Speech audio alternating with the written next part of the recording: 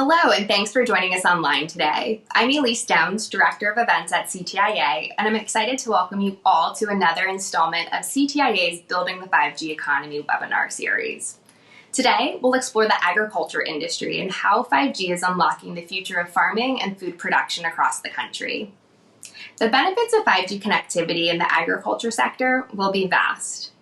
In addition to increasing U.S. GDP by $12 billion and creating 75,000 jobs in the next decade, 5G-enabled smart agriculture applications will improve production, efficiency, and sustainability in farming. The unprecedented disruptions in the farm-to-table supply chain as a result of COVID-19, coupled with an ever-increasing demand to feed the world's growing population, have only highlighted the need for new, innovative ag solutions that enable farmers to produce more while using fewer resources and that create more resilient food systems. Joining us today are the experts in the field making 5G-connected agriculture a reality. Up first, CTIA's CAITUN Miller will lead a panel discussion with 4 collaborators in the Food Resiliency Project, a first-of-its-kind 5G field lab in Snohomish County, Washington, bringing together food growers and distributors with technology companies to develop new capabilities and innovative 5G applications. In the second half of our program, CTIA's Nick LUDLUM will discuss the future of rural connectivity and ag innovation with Dr. Hongwei Zhang, a professor at Iowa State University and the principal investigator of ARA, a living lab deployed in central Iowa focused on advanced wireless research in real-world agricultural and rural settings. Let's jump right in with the panel discussion. Caitlin, I'll turn it over to you.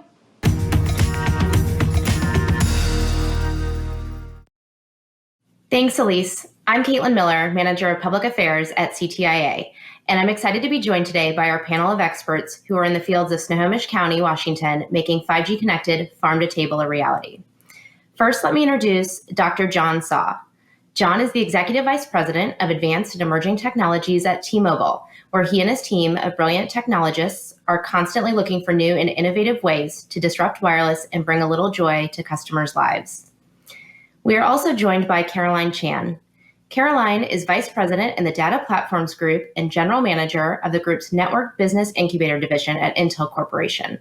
She is responsible for driving new services running across the network infrastructure and working closely with network cloud service providers and enterprises. Also, Jim Brismitzis. Jim is the founder and general partner at the 5G Open Innovation Lab in Seattle, where he leads an innovation ecosystem for corporations, academics, and government institutions, working together with early and later stage startups to fuel the development of new capabilities and market categories. And Linda Nudzig. Linda is the County Agricultural Coordinator for Snohomish County, Washington, where she works closely with farmers and other agricultural groups to promote the vitality and sustainability of agriculture in the county. Not only does she work with farmers, she is one herself. Linda is also the owner and operator of 90 farms in northern Snohomish County. Welcome to all of you, and thank you so much for being here today. John, let me start with you as we are talking today about the future of farming and food resilience. Why is it important that we prioritize bringing 5G connectivity to farms in rural areas? Well, I think farming is the most important job on our planet. The human population is expected to climb to almost 10 billion people by 2050, according to the United Nations. We have to feed the world with less land and fewer resources in the face of challenges like climate change. And we all know that agriculture is a high-risk industry exposed to the whims of Mother Nature. And unlike many other industries, farms and the agriculture industry has been hampered by the lack of data connectivity. Now, we can solve some of these challenges with 5G by leveraging capabilities like robotic automation and artificial intelligence and machine learning, all of which I think, Caitlin, you're going to do a deeper dive in later, right? But 5G-powered systems can monitor crops and soil conditions to provide farmers with real-time data. So we get better tools, better intelligence equals more food with fewer resources. It's good for the environment. It's good for farming economics.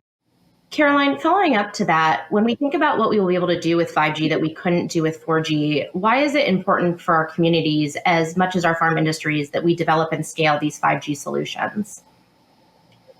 Like as John was explaining, right, 5G was designed from the get-go to help enterprises beyond just consumers. The previous generation has been very focusing on the iPhones and the Androids, but this is really designed for digital transformation.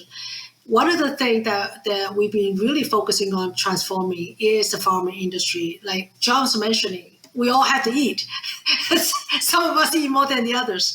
But having to be able to use the power of communication, which then brings in the cloud to the edge, brings AI to reality, all of the things that we have been able to benefit from by the cloud, we are now using 5G as the connectivity and as the smart connectivity, not just not just raw connectivity, to really bring the power of AI and cloud to the enterprises. And I think that's good for the economy.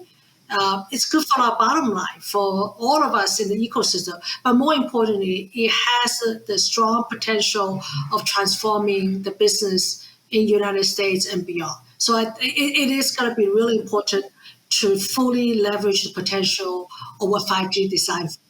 And Jim, just you want to add to that, as you're working with companies across several industry verticals, what do you think makes agriculture a unique industry for testing and developing new 5G use cases? Yeah, so building on what John and Caroline both said, 5G and the networks for that on the edge are really tools where we now have this opportunity to take the technology that exists in the innovation ecosystem by way of the startups and actually put them in the farms. Our field lab that we partner with Linda at Snohomish County on is really a proving ground for a lot of these new innovations in the context of real farming. Technology for the sake of technology is interesting, but it doesn't really solve big problems. We wanted to work hand in hand with growers on a set of new technologies that could really help improve their food resiliency. And as one of those examples, one of our companies from a previous batch called Innovate Ag is actually starting to use the 5G networks that we've built at both of our farms, again, with Linda's support, to start using LiDAR equipment and soil sensing equipment to better understand the soil architecture and also the irrigation needs of it as well. And that's all intended to help the grower drive resiliency in the crops. In this case, he's growing cosmic crest apples. And one of the things we've been able to identify is an early sign of fire blight. When fire blight takes over a crop, it could absolutely ruin the entire harvest. And through just that practical application of that technology, we're already starting to show some improvements. The big thing for me, and whether it's in agriculture or healthcare or manufacturing or other industries, really what each industry needs is access to data. And as John and Caroline both said, 5G networks are really bringing both the connectivity and the access to that data so that those industries can become a lot smarter about their operations and build the resiliency for their own operations as well. And we're just the happy playground where a lot of those startups get to work inside that context. And we're super happy to have the chance to do it with Linda in Snohomish County. Well, that's a great transition. And, Jim, you mentioned a few of the potential challenges, but Linda, you work in the agricultural industry every day. And as a farmer yourself, what are some of the biggest challenges that you see farmers and our food systems are facing today that could be solved with 5G innovation? There's actually quite a few. And I have to say, we are so incredibly fortunate to have you all choose agriculture as a focus and to choose Snohomish County and the wonderful farmers that we have here, because often agriculture is eliminated. It's not even thought of when it comes to technology and agriculture. There's so many things that this applies to that I'm really excited about seeing come to fruition. One of the big problems is labor. It doesn't matter what size of farm you have, where your farm is located. Labor is a huge issue right now into the future. We've got to figure out a way to solve that. We've got to figure out a way to still continue moving forward without the labor that we've had in the past. So when it comes to watering, having it automated, when it comes to harvesting and thinning and all the things that we need to do on a regular basis, where technology can step in and make it faster, more efficient with less people, is a plus. We look at climate change. Climate change has had a huge impact on agriculture. Right now, Washington State is having a massive heat wave, more than it's ever had in the past. How do we make sure we're getting the water where it needs to go, when it needs to get there? That does a lot when it comes to preserving our natural resources. Water is a limited resource. How do we make sure that we're using that the most effective way possible without wasting it and getting it exactly where it needs to go. When it comes to agriculture, if our farmers cannot make money farming, they won't farm anymore. We need those farmers to secure our food security. If I can just add to Linda's point, 60%, and Linda can keep me honest on this, but 60% of grower costs is labor. The Washington State industry for agriculture is about $1.9 billion business annually. So it's not small business, it's big business. So just attacking the efficiencies alone and addressing that and helping to chip away a bit at the labor actually is a meaningful bottom line improvement for growers. On the irrigation side, in the middle of this heat wave, even more important. And oftentimes what growers are doing is they're irrigating the whole field when they don't necessarily need to. And that over-irrigation can actually introduce other issues downstream as well. And so that's where that power of data really matters. Absolutely. And, I think that it's so exciting that you guys are bringing these ideas and resources together, both the wireless industry, the tech industry, and the agricultural industry with the Food Resiliency Project. And so I really kind of want to dive in because you guys have built this amazing field lab for growers and innovators to collaborate on 2 working farms right outside of Seattle. And Linda and Jim, you kind of alluded to this, but, I really understand this was a partnership between Snohomish County and the 5G Open Innovation Lab to launch this project, and would love to hear from both of you. Can you tell us just what the Food Resiliency Project is, how it came to be, and why it was important for the county and the lab to be able to work together? When COVID hit, we had this huge reality check, and that is how delicate our food system is. Where does our food come from and how do we get it there? When the TV is showing grocery stores all across the country without food on the shelves and people panic buying. And I'm getting phone calls from our emergency management system even. We need food. How do we get it? And how do we get it fast? Who are the farmers? How do we get what they have? Well, to start off, it was March. There isn't much available in March, especially at short notice. I had farmers saying, do we plant? Do we not plant? How do we plan for what's going to happen this year? We don't know. So we need to make sure that those farms are here into the future. And being able to bring the 5G technology together with those farmers at a time where we were all so concerned about the future of our food supply. What this does is it brings it in, it puts resiliency into our food supply to make sure the farmers can continue to grow and be able to get the product exactly where it needs to go as quickly as possible. Yeah, just to add to that, we had less than 45 days to build 2 networks that oftentimes takes about 6 months each site to go do. And so we, together with our partners such as T-Mobile and Intel and others, really rallied behind this project in a way that we really were able to stand up quite a foundation in these 2 networks, and in doing so positioned us well with us and our innovative startups, our partners, and Snohomish County to start experimenting on really interesting technology. The one thing I will lead with, it's innovation. And so some of them will be home runs in terms of really helping. Others just won't work out. And that's actually perfectly fine. It's innovation, right? Nothing's never really polished.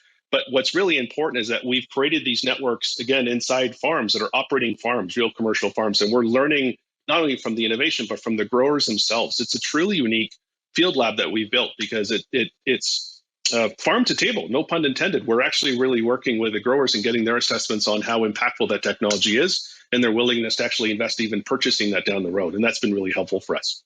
That's fantastic. And, John and Caroline, I'll turn it to you now as well, because as Jim mentioned, you guys were really instrumental in getting this off the ground and both of your companies were involved in that.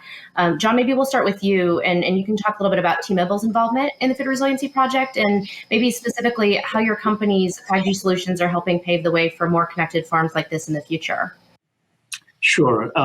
So T-Mobile is doing what we do best, which is we provided a wireless access with live radios connected to our broadband network for internet backhaul and access to Microsoft's cloud infrastructure and also to their network core for their private core. Jim mentioned a startup called Innovate.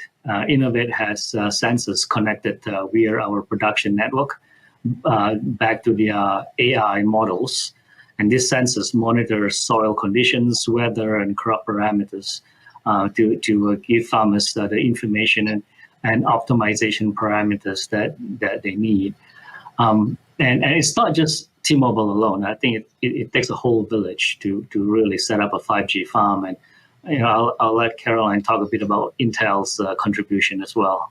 Yeah, thanks, John. So Intel really we see ourselves as the ecosystem builders, the enablers, right? Intel Inside. So for 5G, from the get-go, we realized that 5G is the essential element that connects the cloud to the edge, like the farms.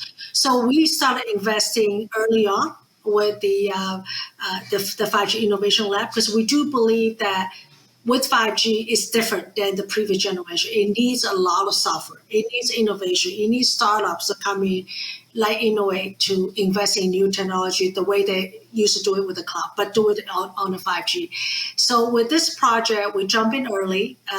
Everyone said how critical and essential it is. We have resources assigned to enable innovators like Innovate to hone their technology, because a lot of these actually runs on servers, runs on the edge of the network, as well as the cloud runs on a T-Mobile network. So we enable them. We provide reference software. We provide reference hardware, and many times including some financial support and marketing support to really make this happen. So we really do think this is the right blueprint. Like Jim said, we won't hit a home run in every single time, but what we do is we learn. We start building out a blueprint that we can use for future farm to table, 5G to farm to table type of deployment. It is very critical. In addition to Intel, I think Microsoft provided a packet core that we used. Dell service for the edge compute. I think VMware provided the cloud platform for hosting the applications. And then Xpero, who is an alumni themselves of the 5G Open Innovation Lab, provided the orchestration and on the end device SIM management. So I say it took the whole village. And Jim, hopefully I didn't forget anybody else. No, Amdocs actually provided some of the orchestration help for us as well. And then we're in the process of deploying an Intel Smart Edge actually node on locations as well.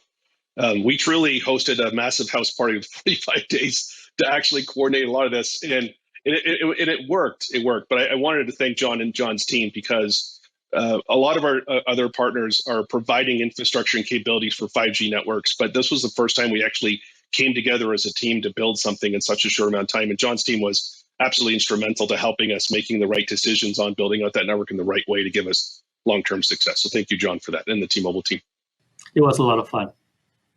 Well, it sounds like everybody's kind of been involved in this, and yet I love kind of this analogy that it's innovation. There might be some things that work and some things that don't, but obviously as this network is in place and there are technologies that are being tested, just would like to open it up to the group. Which 5G innovations are you most excited about for this sector, whether it's ones that are being tested on the farms or maybe something that's not even been thought up yet? It's down the road. Yeah, I'll start. On the basic level, there's access to new data that's helping growers be a lot more informed around how they're deploying chemicals, usage of chemicals or irrigation or labor. That's the first one. One of the farms that is not in Snohomish County, but in eastern Washington, that has hundreds of acres of tree fruits. So they're growing apples as well. They spend on average about $5 million a month during the growing season on chemical usage. And just by having access to Innovate Ag's data that they've been collecting, they've been able to slice that cost in half. And so just that low-level basic access to data has been super helpful for growers, and we're looking to bring some of that innovation into our farms. There's another Seattle area startup that we're in conversations with that's developed a robot that essentially runs over crops, identifies weeds, and then uses lasers to kill the weeds. That's a huge opportunity for growers, because they can, again, lessen their dependency on chemical and actually have some, in some cases, safer food. And that's all robotics using a lot of edge computing processing and needing reliable connectivity to the networks as well. So that's an example of early innovation that we're getting exposed to by way of these two farms that, again, ultimately help to build that resiliency for growers. I think, Jim, to pick up on your point, robotics brings about automation of redundant tasks, right? Something that I think if we hear what Linda said, right, labor is a huge cost when you run a farm, right? So simple, when I say simple, I mean pretty standard things like streaming high quality video over mobile connections with robots and drones, right, could help farmers analyze crops from afar in ways that weren't possible with earlier generations of cellular technology, right? That helps farmers be more efficient and get more done with the limited resources that they have. I think I agree with both what John and Jim said. I think many times people think of farming not sexy. What we are saying is that this is actually very essential for the security of our country. We need to invest in farming, and we're doing the first thing. Everybody came together, invest in farming. We'll drive more innovation in the farming verticals, and we drive more software, AI, and data, and ultimately, ideally, will increase significant efficiency of our farming industry. This has a big role to play as a decision tool for the producers. So it's not just when do I water, how much do I water, but like John said, with the drones going over, you cannot see in the middle of 100 acres of corn, but the drone can. You can't see when there's going to be heat stress or soil issues that you can only see by air. So being able to bring that technology in for them to be able to know what's going on. Same thing with the soil sensors. You can look at the top of the dirt and say, oh, well, that looks dry. And you can scoot away a little bit of dirt with your boot toe, which is what we all do. Oh, it looks dry. But when you've got soil sensors that are going down 2 feet and measuring it every 4 inches, well, maybe at 4 inches, there's enough water there for those roots to be happy. And maybe you go down 8 inches and you've got really good water table there and you're not going to need to water, which in the past, you would have just put water on it. So now we can conserve those natural resources, especially in places like Washington, Oregon, California, where water really is a finite resource. Y'all hear it rains here all the time, but we still get out of water. It happens, and we're there right now. So being able to use the decision tools to make the best use of what we have is really what this brings to the table for us. Wow, that's a great point. And, I think when we think about the 5G decade and what's to come, we sort of think about these massive impacts, whether it's to industries or the economy. But, I think that if I can just kind of build off your point, Linda, because I think that, there's really going to be a huge benefit from a sustainability perspective, especially for agriculture. And so I'd love to just kind of hear, how do you think 5G will transform farming over the next decade? I think that there's probably a lot of benefits we've talked about already, but I guess what does that really look like in terms of, how farming will change and transform to be able to produce more with less resources? Our land is so limited, we can't make more. What we have is what we have. That is it. And when we feel so much pressure coming at us from development and numerous other things, we have to make sure that the land that we have can produce as well as it possibly can, which we have to keep that soil healthy. We have to make sure that we are managing what we put in that soil to the best of our ability. And this definitely brings that information that we need to have to be able to do that. But then secondly, this brings in a whole different kind of farmer.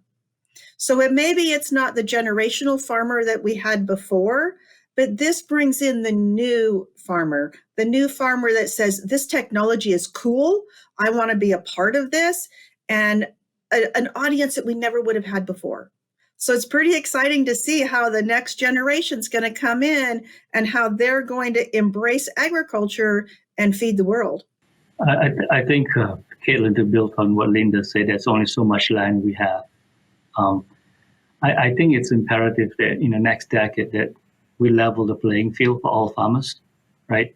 And we get 5G connectivity to help smaller farms compete, right? And T-Mobile is doing our part because we made commitments to the government that will cover 99% of the U.S. population in the next 5 years with 5G, right? And if we can do that, then we'll give farms of all sizes in all parts of the country a shot at making their farming business more efficient, the way Linda has described. Yeah, Linda, just to add to your earlier point, in us building out these networks, we also did some relatively early research on the job landscape of growers in the future. And what you'll see is there's a lot more heavy data science emphasis on future roles in agriculture, which again behests the point of us being in front of networks that allow the cultivation of that data for smart farming.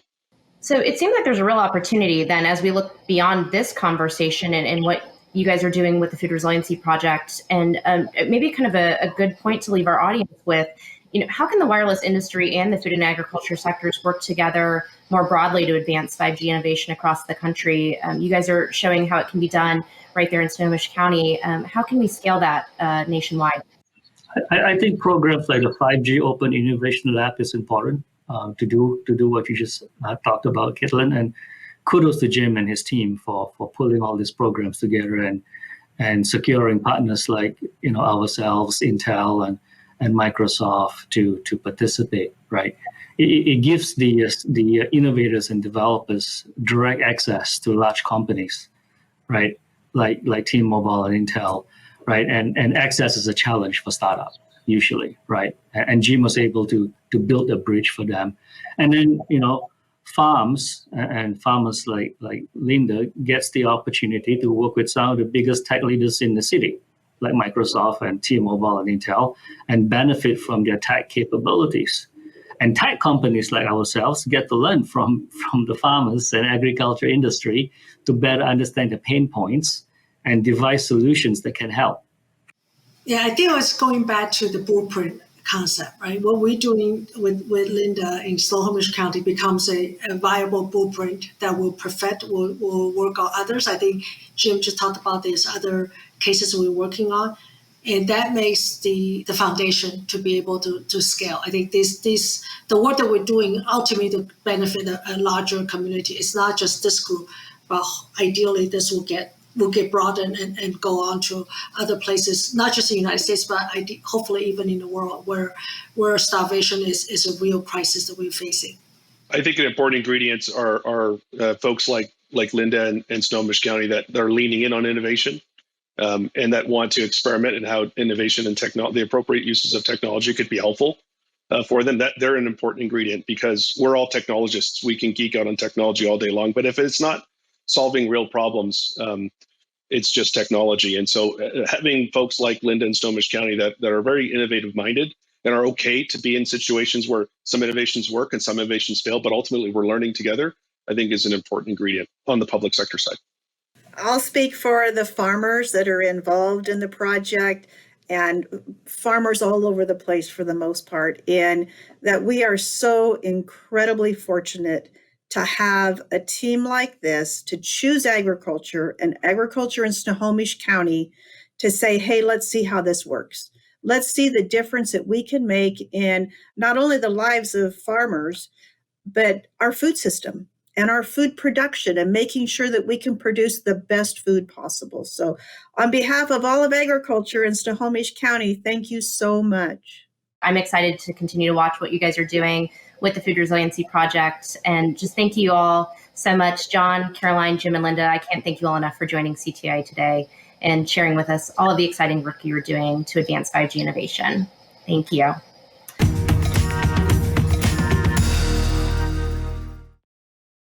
Good afternoon. I'm pleased to be joined today by Professor Hongwei Zhang.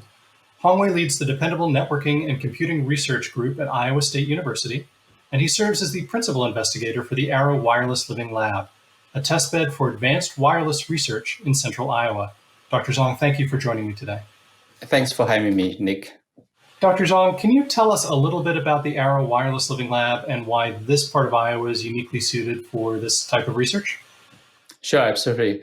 So, the Arrow Wireless Living Lab is a part of the National Science Foundation Platforms for Advanced Wireless Research program. So in short, called POWER. So the POWER program intends to build real-world at-scale testbed for advanced wireless research, education, and innovation.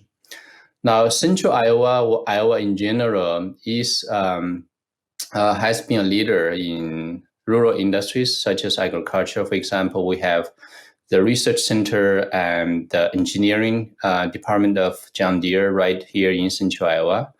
And this is also rural, so it's a perfect environment for running anything, like for wireless testing in the rural settings, in farms, and so on. How is Iowa State University working to advance rural connectivity and explore wireless innovation through ARA?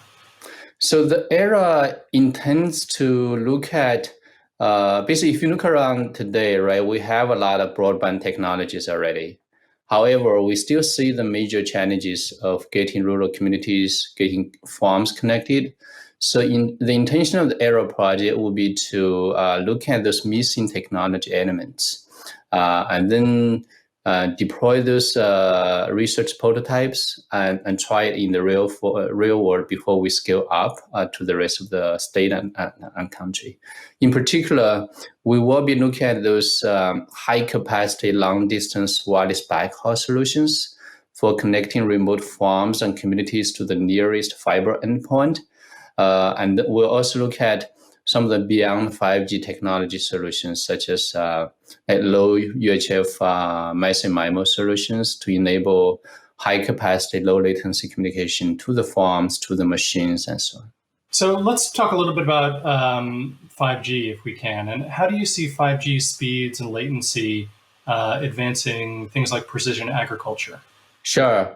So 5G actually, in fact, when you think about 5G, it touches the full spectrum of use cases in terms of latency, delay tolerance, and also throughput.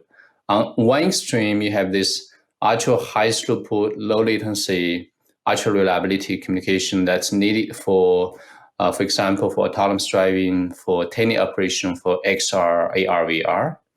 At the other extreme, you have this like low data rate, but however, massive scale of machine type communication for connecting sensors, right? So you actually will be able to find that find really good use cases of those technologies in the rural communities and also in ag farms. Taking the ultra high capacity, low latency communication as an example, when you look at the future of precision agriculture, you could easily see automated ground vehicles that's equipped with, those high resolution sensors, multispectral sensors that can generate, more than gig BPS of data per machine, right? And then those data need to be streamed back to the edge or cloud server for real-time data analytics.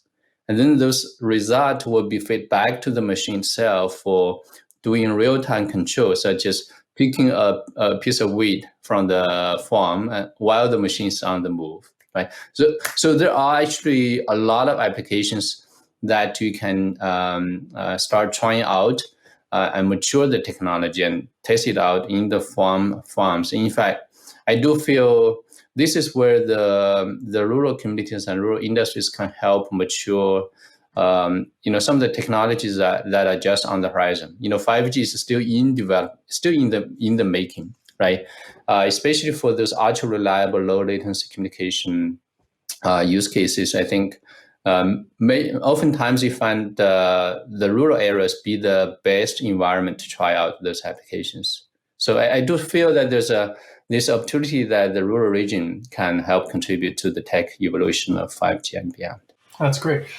You've spoken to some of this already, but what are some of, to your mind, the most interesting applications of 5G and other sort of wireless-enabled agricultural technologies that you'll be exploring and that you're interested in developing?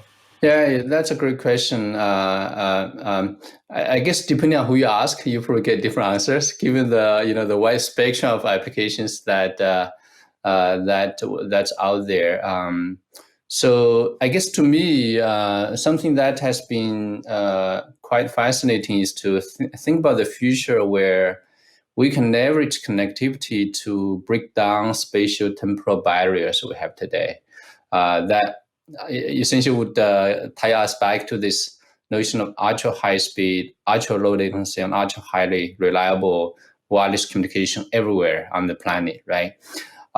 So I guess one use case I have been learning from my colleagues in ag science and engineering is that if you look at the mission of agriculture today, right? One core mission is how do we, as population grow, how do we maximize output while minimize input and environmental impact, right? So to that extent, automation and precision agriculture would play a huge role.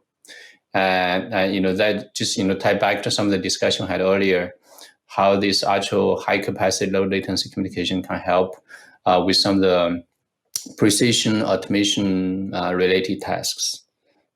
So that's kind of one area that I'm passionate for personally, but I know that there's actually not use cases that can leverage massive machine type communication that does not generate a lot of data per device, but could support millions of devices in a field. So I guess those are the technologies, right? Those are the extreme scenarios that kind of help push the frontier of technology and use cases. That for us, that I think those are always the most interesting ones. I think as technologists, but there, we do feel that there's actually a wide spectrum of use cases that folks can start to explore. Actually. That's really interesting. Now, I know, if I understand the project correctly, you're deploying across the university, across Ames to farms. What other applications or use cases are you looking at beyond just agriculture? How are you looking at 5G and wireless in enhancing other aspects of rural life? Yeah, that's a fantastic question. So, as we know, broadband is just like water and electricity today, right? That touches on every corner of our life. We have been in touch with the cities, communities, counties, the state, and even some of the residents on understanding what are the most urgent use cases. But in general, what you see in the urban, you see that in the rural setting too, like telehealth, education, transportation. Maybe something that's probably more unique to the rural regions would include the renewable energy. For example, in Iowa, we have a lot of wind power, right? Wind, solar energy, wind, solar, in particular, wind energy system, right? Renewable energy systems. That's also one area that we would, the rural broadband could play a role. But for the aerial project itself, it's a small project, right? Compared to what you can do with it. But for the aerial project itself, besides agriculture, we are going to look at education. Think of how can you use extended reality technology as a tool. Extended reality and broadband as tools to enrich the education for kids in the rural regions, and how we can even potentially bring kids in the urban settings to the farms, right? So there are actually a lot of opportunities for innovation. We need everyone's contribution in the long term. So the project is still, I think, in its early stages. What are some of the challenges that you're looking to solve?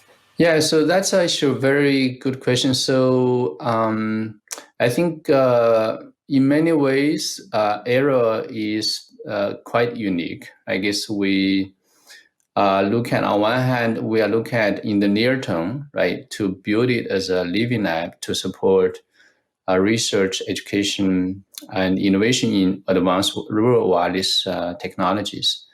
On the other hand, we do feel that both for the sustainability of this initiative and for the mission of empowering rural communities in this innovation economy, there's actually opportunities and responsibilities we need to take on, including things beyond technology, right? What are the social economic impact of technologies such as 5G, right, that could have on the rural communities?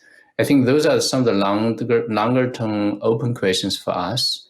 So it really need the kind of holistic solution, and also be able to engage the broad ecosystems and stakeholders. which was, to me, was not typically a typical academic project. So I felt,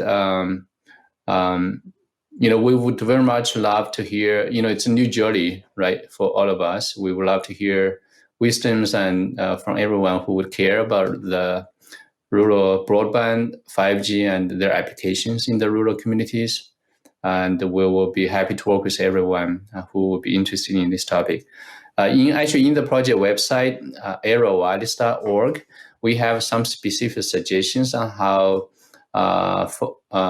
colleagues can participate and how we can work together. I would encourage folks to check it out when you have time. Setting aside the specific technologies, why is it important for rural communities and for farms and rural schools, as you mentioned earlier, that we advance 5G, that we have that kind of wireless connectivity, robust connectivity in rural communities? If we want to interpret 5G in the broadest term possible, right? I guess I think 5G we're starting to see the deployment of some of the 5G technologies, but if we interpret 5G as the current frontier of wireless, right? So I felt as I mentioned earlier, right? Broadband is just like water and electricity. It's essential to everything, right? To everyone, everything. So if you look at in particular, the rural regions, this is where we still face major challenges today of getting people connected, right? We have probably about 50% of the rural regions that are not connected today, right? And if you look at farms where there's a not need for connectivity, like agriculture, I would bet most farms are not connected at all, including the research farms, many of the research farms in the land-grant universities. So the question is, what would be the right technology solution to support rural broadband, right? For the next phase of rural broadband.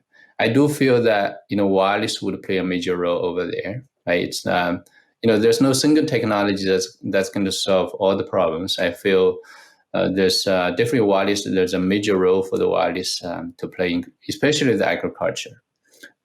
You cannot lay fiber, right, and track it to the ag machines.